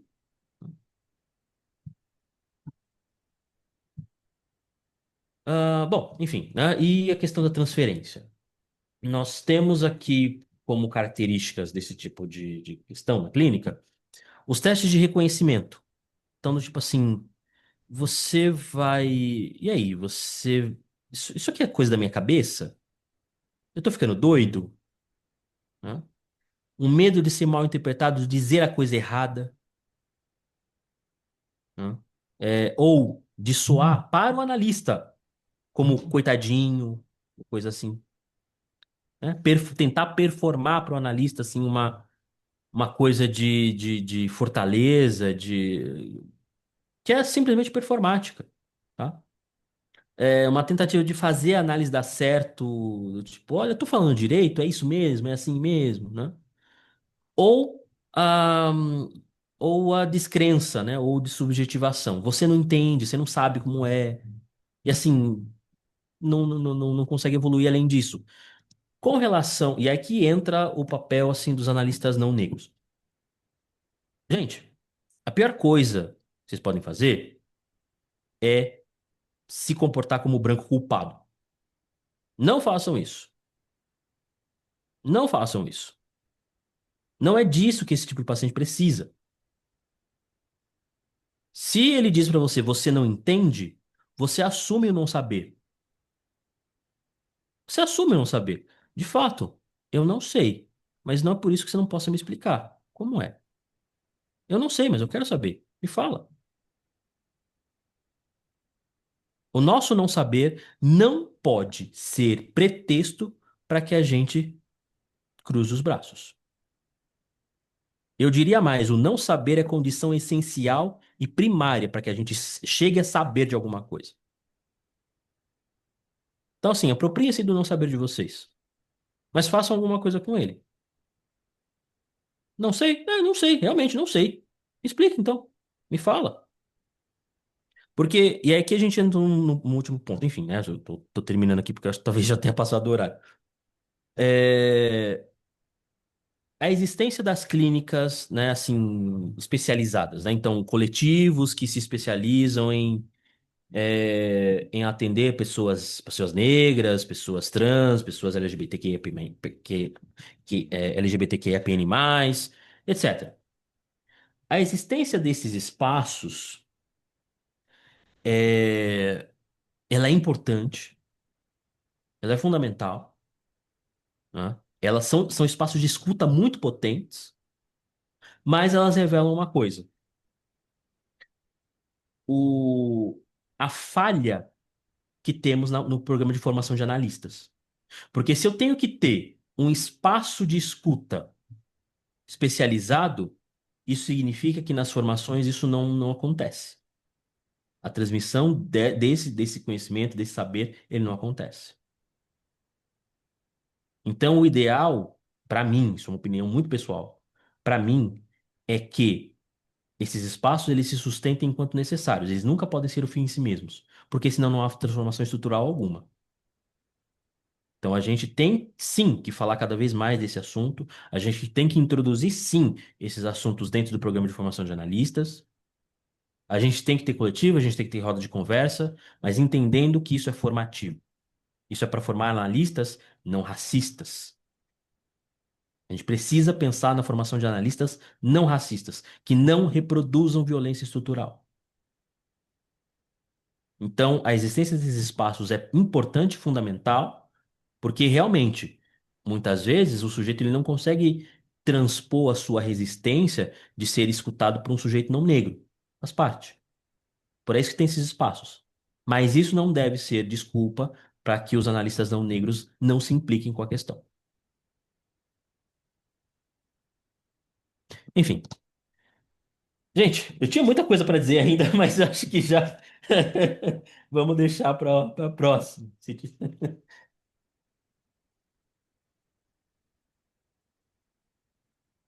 Bom, perguntas, questionamentos, dúvidas? Alguém assim discorda, assim, né? Fique à vontade, Professor gente. Eduardo, professor Diga. Eduardo, eu achei sua fala brilhante. A gente vai ter depois acesso a essa gravação, porque teve muita coisa que eu não consegui anotar, porque eu fiquei tão embevecida com a fala que eu acabei, enfim, eu sou quase um homem, né? Eu só faço uma cor de cada vez, eu não consigo, principalmente quando eu estou nessas palestras boas. A gente não tem acesso a essa gravação, não, professor? A gente que está aqui na sala, todos nós, seria importante. Eu acredito que sim, não sei, né? O Léo acho que pode dizer mais disso. Eu Não sei coloquei aqui como. já no chat, logo mais já vai estar o encontro no YouTube. Então, quem quiser ver e Ai, rever, vai Léo, estar muito no nosso obrigada, meu YouTube. filho. Lá no Nada. Espaço Lacaniano, Léo? Isso. Eu vou tirar essa minha foto que eu tô horrorosa. Sentei em cima do meu óculos. Tô muito mocré, minha gente. Tranquilo. A Bom, Rosane perguntou, queria uhum. saber como o professor coloca a ascensão do Sul global nesse contexto. Podemos, afinal, ter alguma esperança? Olha, gente, bom, primeiro, assim, eu não sei, não posso dizer isso, né? Porque eu não é a minha área de fala, né? Mas eu acho que, assim, a gente, por nós termos, assim, essa perspectiva, fortalecimento de multilateralismo, né? Essa crise danada que está rolando aí enfim, num discurso mais mainstream, né, e tal. Talvez a gente, se a gente souber, né, aproveitar as oportunidades, a gente consiga fortalecer relações mais horizontalizadas, né, o que seria já um imenso ganho, tá? Mas eu dificilmente acho que isso assim vá diminuir significativamente os atravessamentos raciais. Eu acho que, pelo contrário, eu acho que tende a aumentar, porque todo grande império, antes de estribuchar e morrer, né, ele se torna mais violento. Interessante, né? O que a gente tem mais visto nessas últimas 2 semanas, com relação à ICE, o ASS do Donald Trump, se bem que a Uhum, ASS ainda mostrava o rosto, uhum. é que a coisa ficou midiática, virou um movimento, virou complicado. No momento que começaram a matar americanos, vejam bem, quando eram só imigrantes, estava tudo bem, eram os É, outros. eram os outros, Então, isso. essa linha extremamente paranoica, né? Ah, e o Melman tem um bom livro sobre isso, como a gente se torna paranoico no sentido dessas pequenas paranoias, no sentido da formação de grupos extremamente patológicos que o Freud tinha Uhum. abordado. E a gente está tendo um bom recorte disso, né? Quando eram os outros, no sentido qualquer um que não é americano, tava tudo bem. Agora mataram 2 americanos aí, não. Veja bem, sem É, militância aqui também, né? exato. Ter militância mesmo, porque isso me lembra a época quando a AIDS se alastrou pelo mundo lá nos Estados Unidos, o Reagan, aquele demônio, fez ouvido de mercador para a história de curar e tal, de procurar ajuda científica, porque era doença de gay, né? E Hum. aí gay podia morrer, era até um favor, né, para eles. Quando começou a chegar na família, Sagrada Família, aí o negócio mudou de fala, né? Porque a gente sabe que isso é uma grande falácia, né, meu bem? Essa coisa de que, enfim, eu não vou nem questionar, porque senão eu já viro uma sufragista terrorista, aqui não é para isso. Mas é isso, né? Então, assim, ele deixou morrer um monte de gente porque era gay, então gay podia morrer. Quando chegou na família, que senhoras que nunca tinham tido outro parceiro se viram com AIDS porque pegaram dos maridos que saíam com os Uhum. rapazes, com as moças, enfim, né? Os pais de família, o povo da família, da ordem, da religião, né? Estava tudo infectado. Aí agora não, agora já vai começar, vamos começar pesquisas depois de muitas famílias, quer dizer, muitas vidas terem sido perdidas. É isso. Sim. Boa lembrança. É porque aqui Eduardo, Perdão, porque como acho que aqui você. só é eu, professor, o resto é tudo menino. Estou vendo a cara da Kimberly, é bem novinha, o Léo é um bebê. Então, é só eu que me lembro do Reagan, porque eu não consigo esquecer dessa história, porque eu perdi muitos amigos. Uhum. Porque eu já atravessei o Cabo da Boa Esperança, então eu tenho um monte de coisa guardada. Pô, E como essa pontuação, né, da Nelly, ela nos provoca no sentido de como é muitas vezes difícil sustentar uma subjetividade que não seja apenas na negação é, de algo, né? Eu não sou exato. X ou Y, não, Uhum, pera, uhum, mas veja o que tu és, então, e não só a negação, que isso é exato, extremamente predominante. exatamente.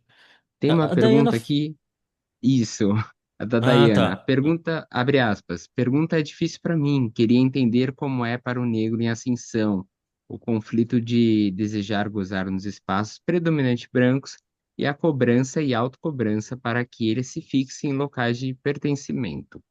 Seria isso um efeito da branquitude?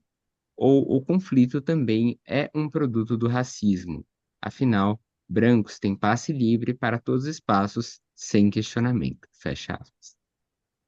Muito boa pergunta, Dayana. A questão do branco, a Cida Bento até fala disso no Pacto da Branquitude, né? O branco, ele é o único, ele é a única etnia que não se vê como racializado. Então, se vê como universal, né? Então, assim, esse status de normalidade, né, que a branquitude oferece, que dá, então, essa impressão de circulação, né, irrestrita. Mas tão logo assim você infringe certas regras do Pacto da Branquitude, você se torna um branco suspeito, né? E aí, assim, você pode sofrer sanções semelhantes, né? Porque você está associado, então, com essa gente. Então, assim, o papel fundamental do branco também é se entender como racializado. O branco não é universal. Se faz passar por, né? E aí as pessoas que ascendem socialmente, né, as pessoas negras que ascendem socialmente, elas, elas têm essa dificuldade porque tem um conflito entre elas, assim, do tipo, se eu me aproprio desse lugar onde eu estou negando as minhas raízes, né? E muitas vezes a própria comunidade reitera isso, né? Depois que for morar na Zona Sul, você ficou metido, né?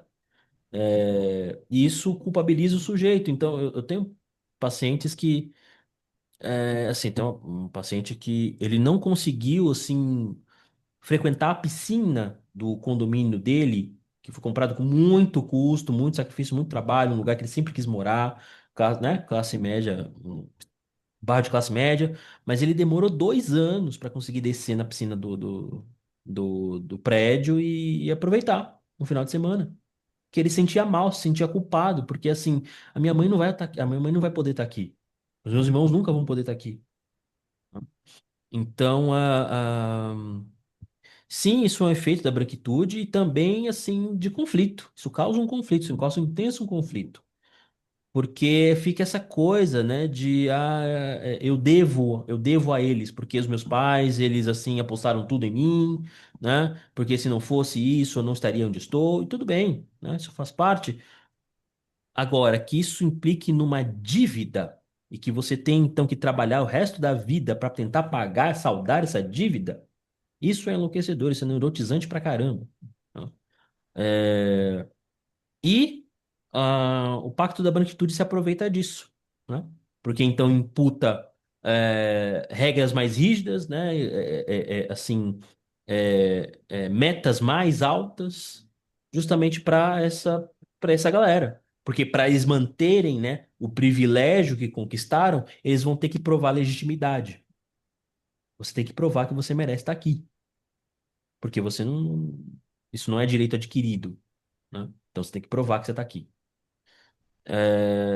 É muito complicado, é muito difícil. E eu diria que isso é uma das coisas mais difíceis de se trabalhar em análise, tá?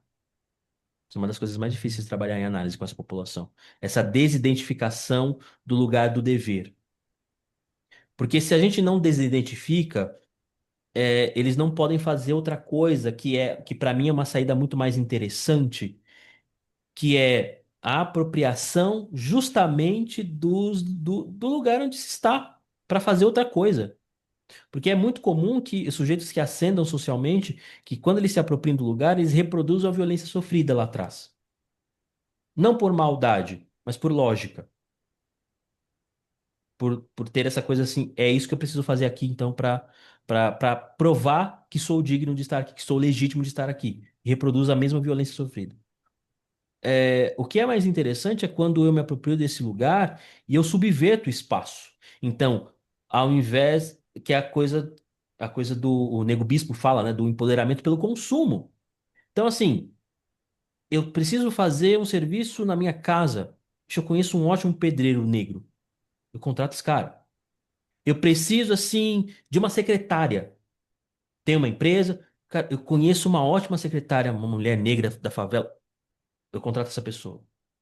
Se o consumo é a arma que usam para nos minorar, que nós a subvertamos e usemos essa mesma arma para erguer os nossos conosco. Não por dever, não por dívida, mas por desejo. Entendem? Então, acho que para mim, né, o que eu trabalho clinicamente com relação a isso é você não tem que ser culpado pelo lugar onde você está. Você deve se apropriar dele. Já que você conseguiu estar aí, né? Isso faz uma diferença gigante na vida. Imagina você não poder sentir a vontade na sua própria casa que você comprou com sacrifício, porque você acha que você não é digno de estar ali, porque você não vai conseguir levar sua mãe, sua avó. Isso é enlouquecedor, isso cansa.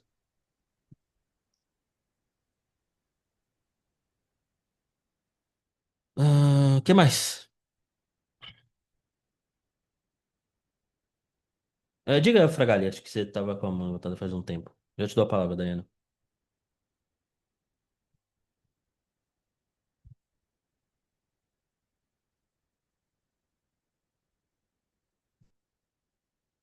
Não, tá, eu não tô conseguindo te ouvir, Fragali. Eu tenho, agora melhorou? Sim. Tenho uma amiga de longa data que ela é negra e ela se formou comigo em odontologia e quando a gente começou a trabalhar, eu lembro que ela tinha muito um cuidado assim extremo com o jaleco. Se o jaleco tivesse amassado, ela fazia, eu morava mais próximo onde nós trabalhávamos, né? Eu tinha que ir lá passar o jaleco, mas não precisa, o meu tá amassado. Não, porque eu sou negra. Se tiver amassado, eu vou ser confundida, sabe? Eu vou ser confundida com o auxiliar. E aí,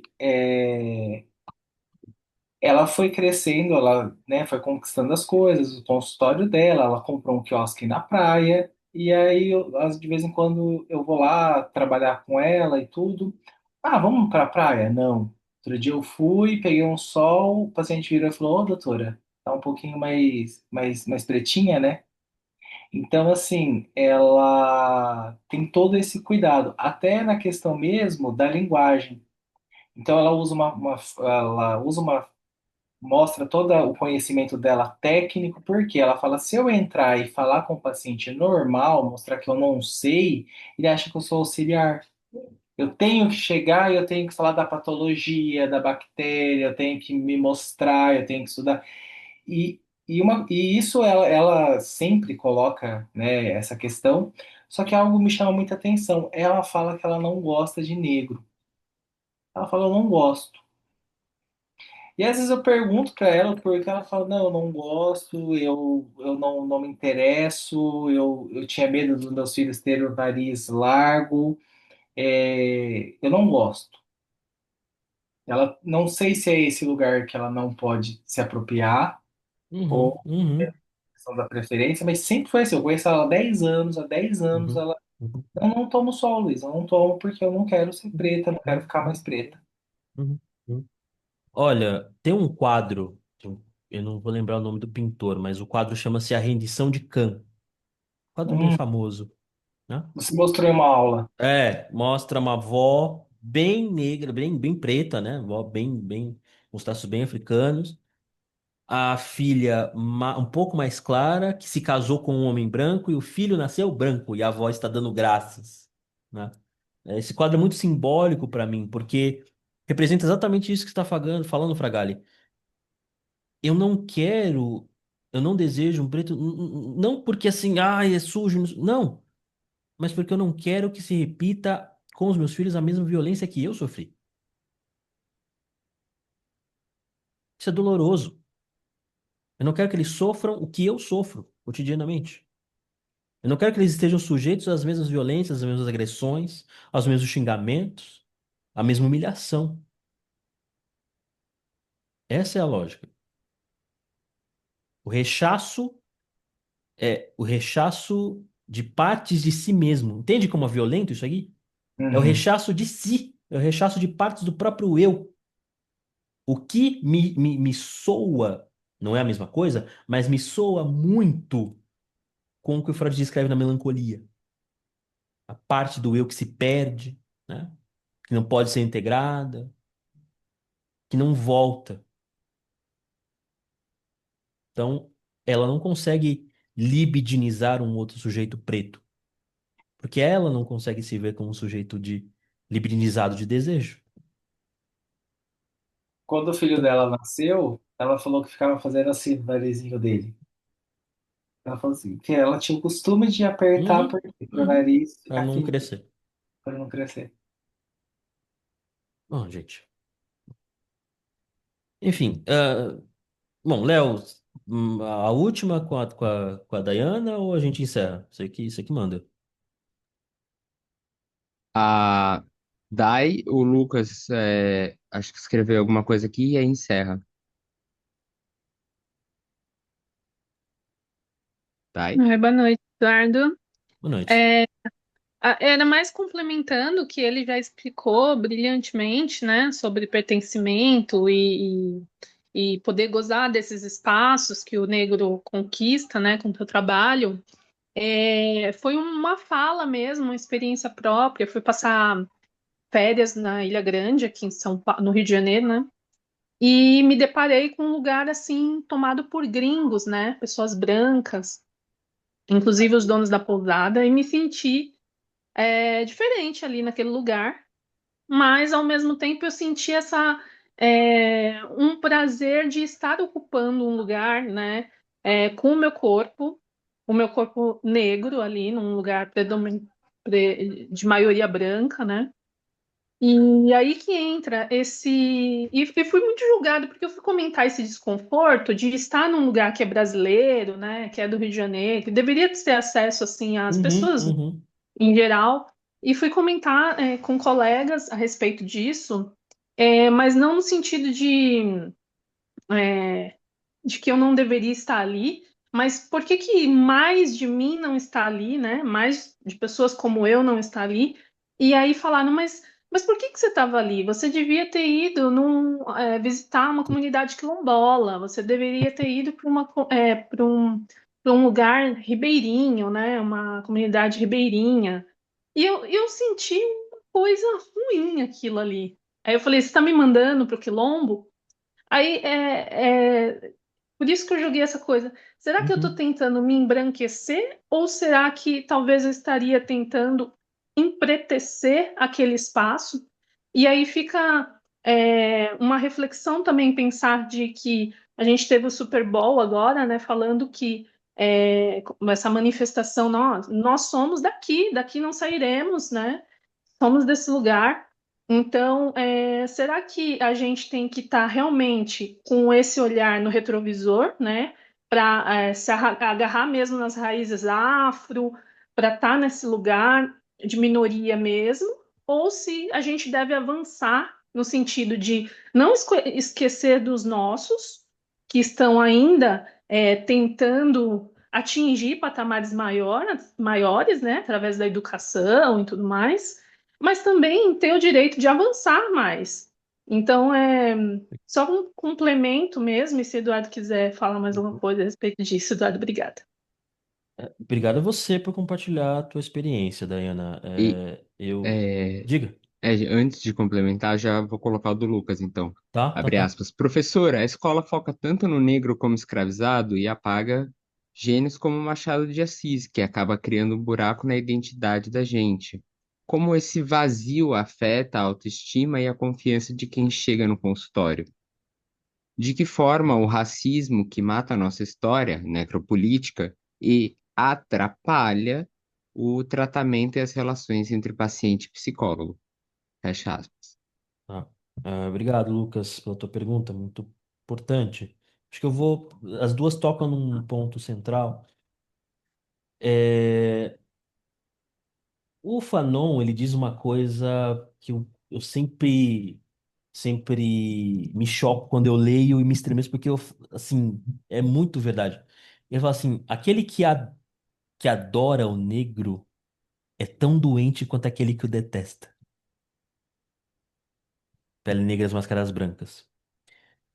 Então, assim, quem te mandou, Dayana, ao Quilombo, visitar uma comunidade ribeirinha, é tão racista quanto aquele que te chama de preta, Entendem?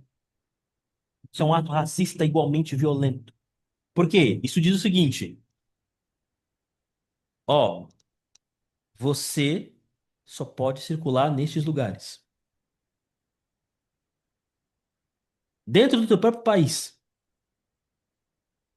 tá? Eu já ouvi coisas muito semelhantes. Por, sei lá, por exemplo, gostar de música clássica. Gosto, frequento o Teatro Municipal, frequento Sala São Paulo. E eu já ouvi de outras pessoas negras como eu, dizendo assim: que preto é você? Fica andando nesses engomadinhos, não sei o quê, tá ficando branco, né? Mas, gente, trata-se exatamente disso, de eu poder circular onde eu quiser, de eu poder colocar o meu corpo onde eu desejar. Não é porque sou negro, não é porque sou um homem negro que eu tenho que necessariamente ficar circulando assim nas batalhas de rap da aldeia. Não é o meu universo, não é, sabe, não é a minha linguagem, eu não me identifico não consumo, então não faz sentido nenhum para mim. Mas não, você precisa, de novo, a coisa do você precisa provar legitimidade, percebe, Dayana? Você precisa provar legitimidade, agora só que dessa vez do outro lado. O que eu tenho defendido, gente, é que do que se trata, né, a psicanálise do racismo, assim, tratar o sujeito para que ele não precise justificar a sua existência a ninguém, nem ao branco, nem aos seus. Você não precisa justificar a sua existência em espaço nenhum. Não diz o ditado, os incomodados que se mudem? É isso aí. É isso aí. Se incomodam com você, que se mudem. Tem muito espaço aí. Mas você não precisa arredar o pé. É isso que é se apropriar do espaço. Quer frequentar a Barra? Frequenta. Quer ir para a Ilha do Governador? Vá, que vá. Mas, para mim, o que é mais violento, inclusive o que eu pego na sua fala, é essa dúvida do tipo, por estar aqui, será que eu estou embranquecendo? Gente, olha isso. Será que eu estou me embranquecendo? Será que eu estou negando quem eu sou? Será que eu estou negando as minhas raízes? Isso é completamente enlouquecedor. Você só queria curtir um dia de sol num lugar que você acha bonito. E ponto. Então, se você quiser estar num quilombo, visitar um quilombo, que vá, mas por desejo e não por dever. Se quiser ir para Disney, que vá, por desejo e não por dever. A gente, eu acho que o principal ponto que a clínica psicanalítica nos auxilia é assim, sair do inferno do dever, tá? E aí o Lucas fala de uma coisa da questão da representatividade.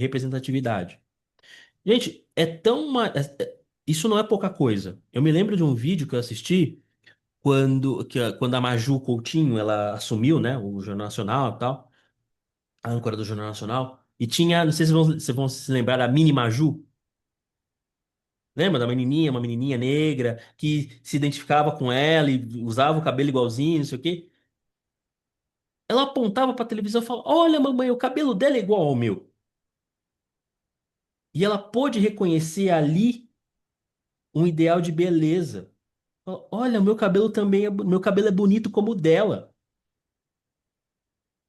Então, veja, no lugar de um ideal de eu branco que nega os cabelos lindos que ela tinha, ela pode se reconhecer num outro como ela e falar: meu cabelo também é bonito.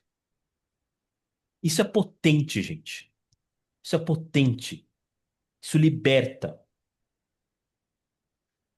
Então, sim, assim, que tenham mais espaço de representatividade, porque a gente se enxergar num outro é constitutivo. A gente não é um eu sozinho.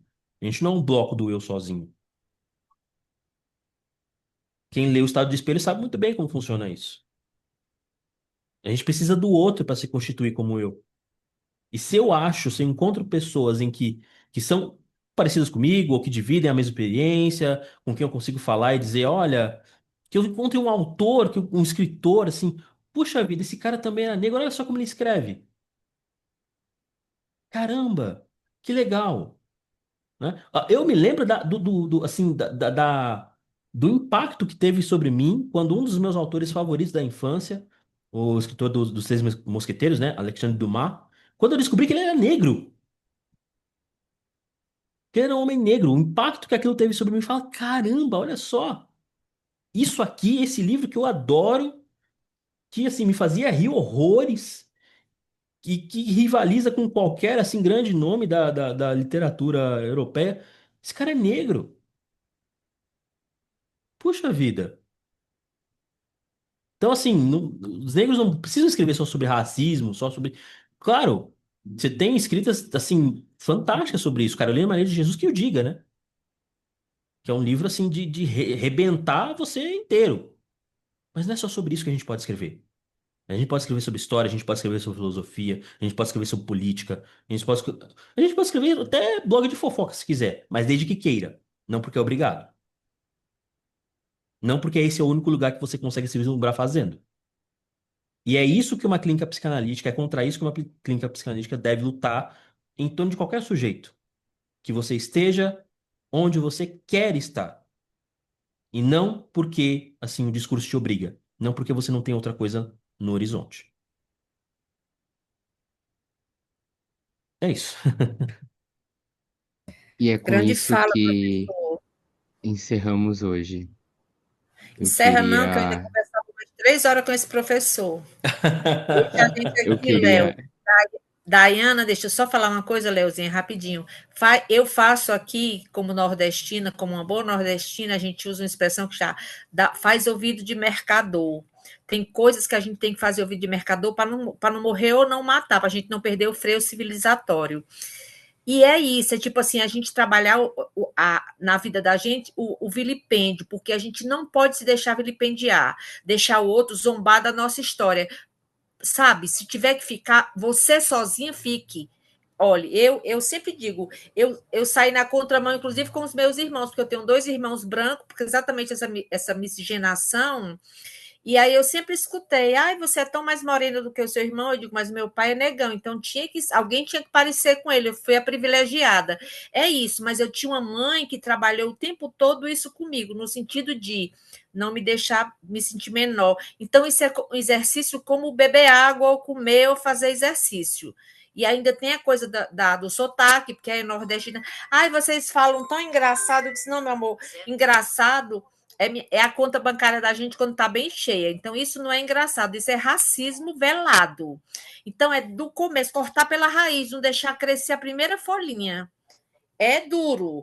Oh, perdão, professor, eu sou fotógrafa.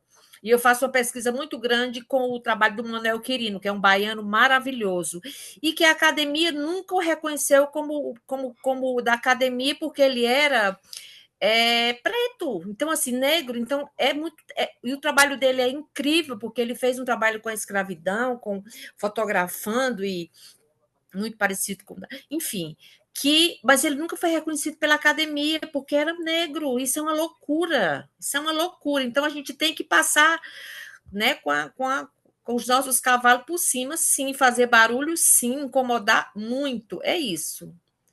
Eu sou bem beligerante, eu não bato, não abro a porteira para gente doida, não. Eu taco a porta na cara. Não, é isso. Às vezes a gente tem que aprender, muitas vezes, a devolver o mal-estar. Porque ele precisa ficar só com a gente. Devolve o mal-estar.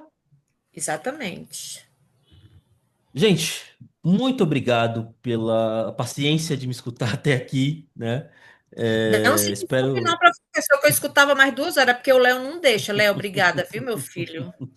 Muito obrigado, Eduardo, por hoje, por é, ter compartilhado, feito essa magnífica explanação. Obrigado a vocês pelo convite, viu? Muito potente esse espaço de fala e de escuta de vocês. Até a próxima, gente.